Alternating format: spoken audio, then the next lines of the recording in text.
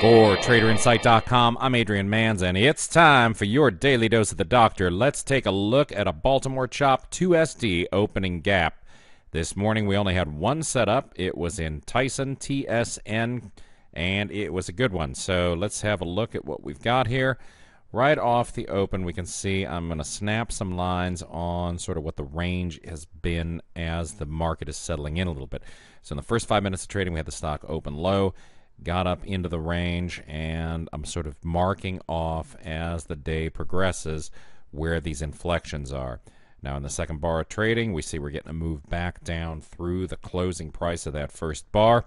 That gives us a significant opportunity for profit, and it also shows us where we can set up a stop loss just up above there at 42.60, and it's time to place the trade. Order placed. Order canceled. Order canceled. Order filled. The order being picked up and filled. And now it's a matter of waiting to see where we're going to get that stop loss in place. I'm not going to go and put that in as an automated stop. I'm going to watch the price action a little bit, give it a little bit of wiggle room, make sure it doesn't get up above there.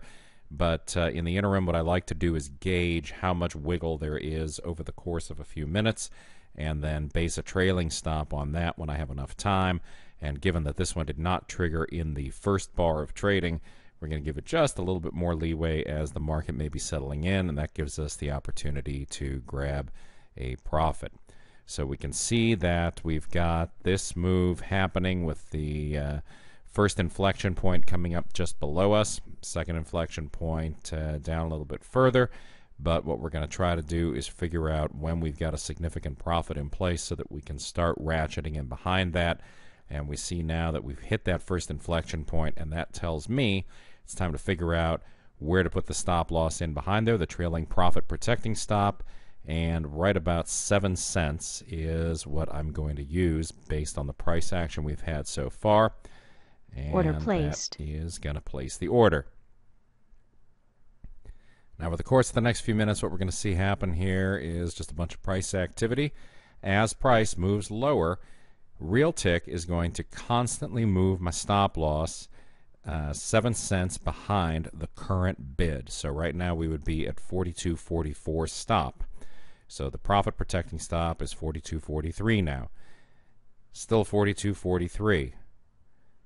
All right, we're going to stay at 42.43 until we get a lower number. There it is, 42.33. So now we're at 42.40.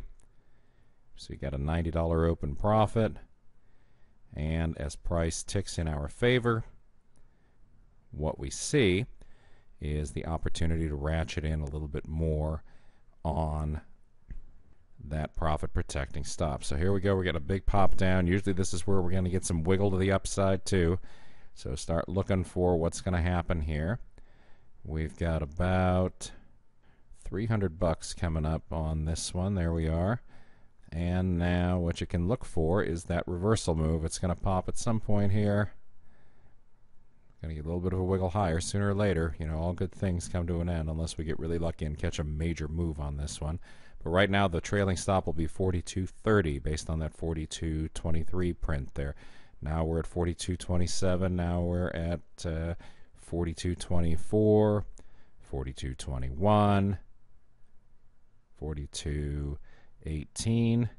Order filled. And there you go. You see Real Tick has filled it when we got that pop up. And that's all there is to putting a trailing stop in the Real Tick trading platform on the 2 standard deviation opens. So if you have any questions, shoot me an email, adrian@traderinsight.com. Hope you had a great trading day today. Even better one on deck tomorrow. The best trader education anywhere, only from traderinsight.com.